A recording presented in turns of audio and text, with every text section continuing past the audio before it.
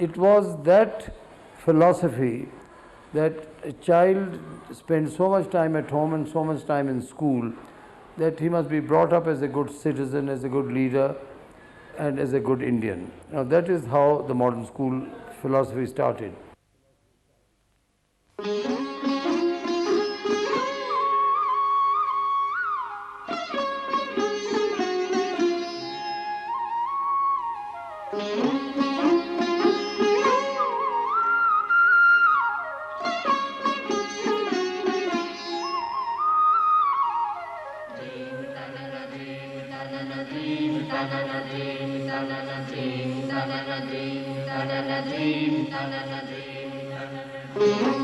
This is a story of the modern school, of 80 glorious years, a story of turbulent times and peaceful times, all witnessed by this outstanding institution that has produced many a towering personality. This story started with the man in making who dared to dream. A contemporary of Pandit Nehru, Lala Raghubir Singh was inspired by none other than Mahatma Gandhi and Rabindranath Tagore to create this beautiful dream in red brick. The founder of the school, Lala Raghubir Singh, was the only son of Lala Sultan Singh, a prominent banker and businessman of Delhi. My son, Raghubir, is dearest to me in the world, and in him all my future hopes lie. In yet another letter, this time to his son, Lala Sultan Singh writes, "Consider me your friend first and father afterwards." ये एक सपने की कहानी है, एक ऐसा सपना जो एक छोटे से बच्चे की आंख में तैरता रहा, कई बरस उसके मन में पलता रहा, और जब इस सपने को सच के पंख लगे तो उसने एक ऐसी उड़ान भरी कि सारी दुनिया ने उसे देखा और सराहा. After Raghubir Singh's matriculation, Sultan Singh decided that a teacher should be engaged for his son to prepare him for college. Mr. C.F. Andrews, a friend of Mahatma Gandhi, who believed in imparting quality education to children, and Rabindranath Tagore, the founder of Shanti Niketan, came up with the name of Winsley Pearson, who was to have a profound influence on young Raghubir. Lala Sultan Singh wrote to Raghubir from Europe, "It is a golden opportunity and your good fortune that you've had such a good man to teach you. But it rests on you to take full advantage of it. Money cannot buy knowledge, nor any right conduct. It is reverence to the Guru and one's own discipline which contributes to one's real advancement."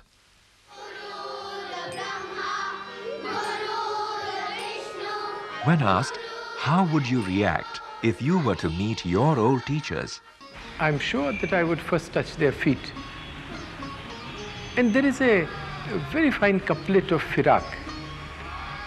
He says कि जिंदगी के इस कड़े कोस याद आता है तेरी निगाहे करम का घना घना साया. The person who really noted my talent in the school was Mr. Kamal Krishnan, the late Kamal Krishnan, who was heading the art department. And he noted that I had some talent, so he gave me a few special instructions. And this, of course, made me more interested. If someone is noting you and encouraging you, you get more interested. Then I joined when I was in class 9. I took art as a subject.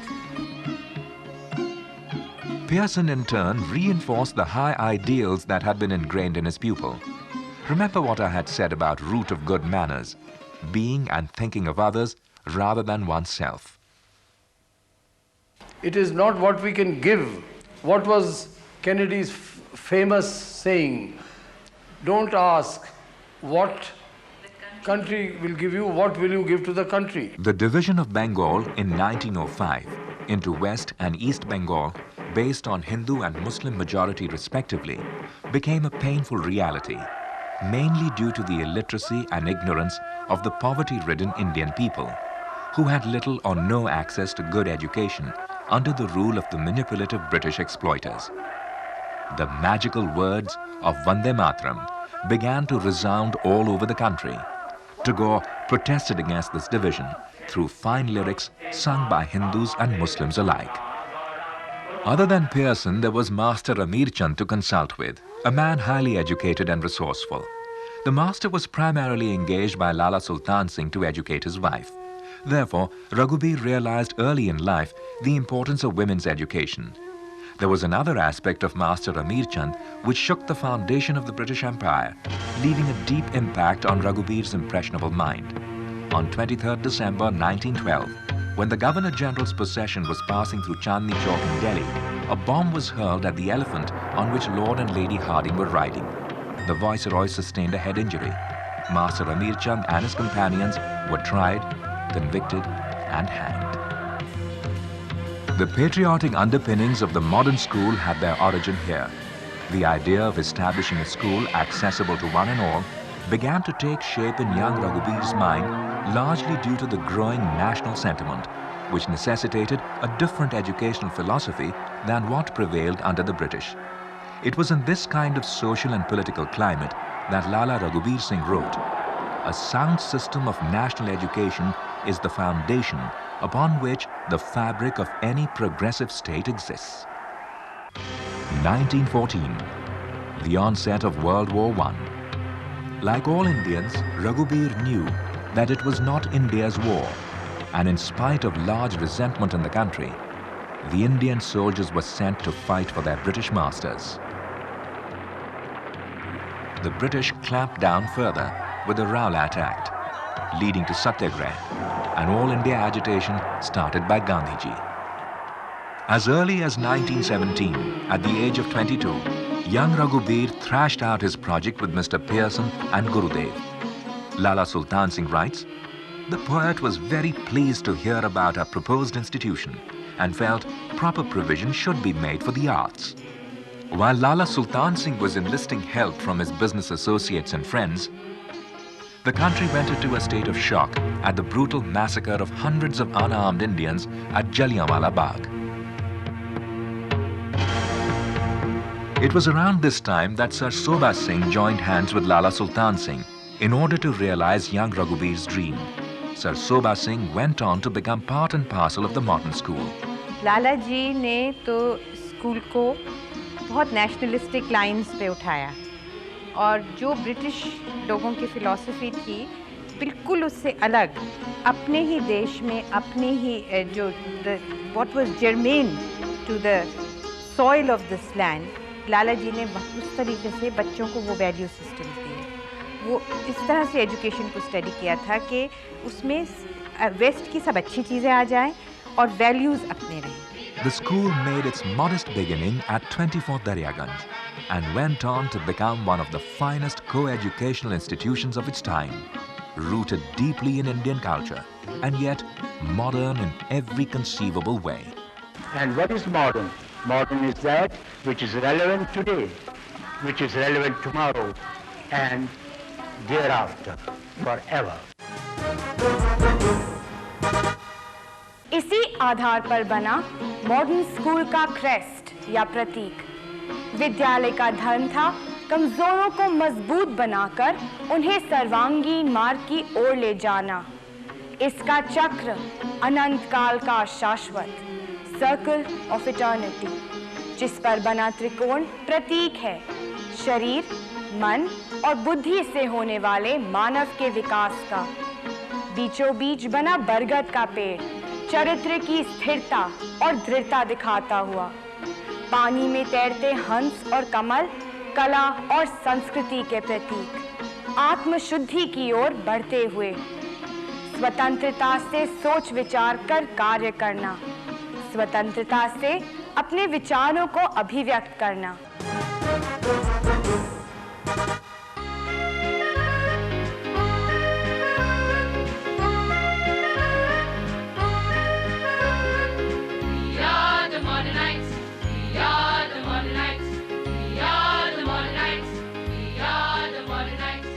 When I joined the school, I was probably the 5th or 6th student with my brother Khushwant, who has become well known. Right from the beginning, it was a co-curricular school with every sort of thing like motor mechanics, like arts, carpentry, things like that, including then later games like football, hockey, tug of war. All these activities were part of the school right from the beginning. Our times were a little different because firstly there were only about 12 to 15 children maximum in a section in school. But the interesting thing is about the concept of a whole day school. After prayers, go and have breakfast in school, lunch in school, afternoon rest in school. Then we used to have homework in school, play games, and only after games we went back home. We went back home only to sleep, basically. So I think that was absolutely tremendous. Children spend much less time in the school now than what they used to spend at that time. Interaction with the teachers is much less now than it used to be at that point of time. Full day school is what we should really have. Everything should happen in school. That's what was there in our time. We were here all day, and whether you were good at sports or music or art or whatever it was here, that the school that nurtured you. This school was founded at the instance of Gurudev Tagore and Mahatma Gandhi. They said that we have lots and lots of good public schools in India, but all of them are Western oriented. And they said there was need for a good public school based on Indian values and Indian culture. And that is why when we met every morning in the assembly, we squatted on the floor and we said our prayers and then we got on to other things. On 13th November 1924, Mahatma Gandhi, the father of the nation, visited our school at Daryaganj. इस अर्वाचीन पाठशाले को देखकर मुझे बहुत आनंद हुआ। मैं सदैव इस संस्था को उन्नत देखना चाहता हूँ। It's a miracle that this country produced such charismatic people in such a short time, and most of them treaded the soil of the school. And Miss Bose, coming from Gopalganj, so all of that, she brought it all. Her whole culture, she just brought it and permeated it in the school. And she was here for a very long time. I had great regard and respect for Miss K. Bose, but there were some who worshipped her. In fact, this friend of mine who went into the army told me that after he'd finished his training in Dehradun Academy, he wanted to come back. He worshipped Miss K. Bose for the discipline that she had given him in his life. And after he became an officer, the first thing he wanted to do in Delhi was to come back to the school, touch her feet and seek her blessings. She was a great teacher. And I think I owe a great deal in my own life to what I learned from her. Indrajit is not the only one to feel that way. For Kamla Bose believed that education to be effective must help in creating an alertness for all the senses. Under our present system in India, a child finds no real interest or pleasure in studies and simply goes through them as a result of cruel intimidation which almost shatters his nerves and dampens his lively juvenile spirit. In our pathshalas, there's hardly any effort made to draw out natural intelligence of the child. It is no wonder that the Indians have been charged with lack of originality. Whereas the modern school has always encouraged creativity and curiosity in its pupils. She goes on to write, open-air life and outdoor games are essential if a healthy mind is to be preserved in a healthy body. We were all obliged and compelled to play sports, rightly so, because that is where the team spirit came about. On 28th March 1927, J.A. Ritchie, the Education Commissioner with the Government of India, visited our school, and he said, I have visited the modern school, Delhi, several times during the past few years. It is a pleasure to find a school in India with so marked an individuality.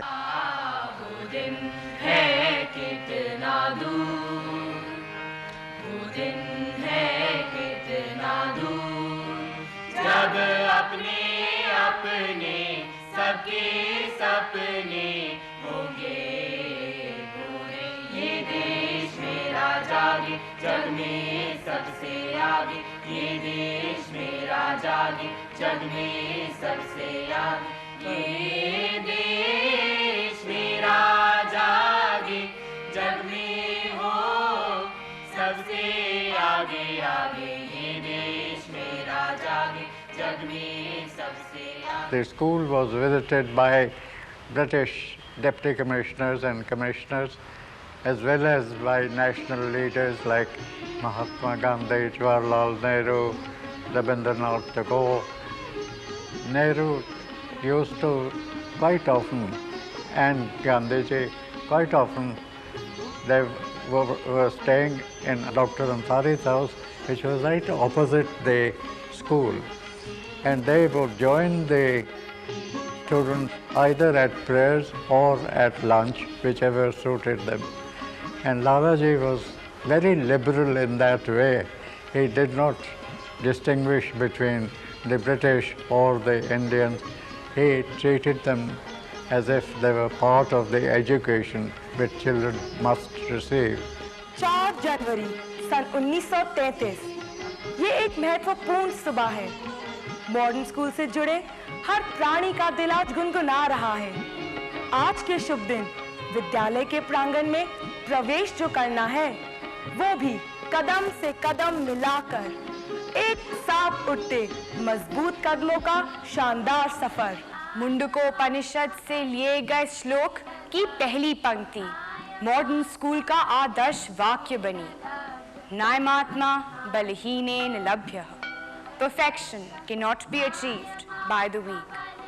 हर धर्म के हर एक ग्रंथ ने, हर देश के हर एक संत ने, वीरों के हर एक वंश ने, उपनिषद के अनुपम अंश ने स्पष्ट स्वरों में यही कहा, नायमात्मा बलहीनेन लभ्यः. बलवान बनो पर अच्छे एक इंसान बनो. When I was in school at that point of time, we didn't know what was caste, creed, religion. I think I learned the two things. Number one, I never knew in my class whether this was a son of a millionaire or a daughter of a billionaire, or whether they had so many factories or so many hotels. We were good because we were good in studies, good in sports, good in extracurricular. I learned that one thing. And only now I discovered, oh, so-and-so is, so that whole value system was imparted, that you are good because you can perform. Number two, I learned secularism from the school. I was a Muslim, very small minority. I never was ever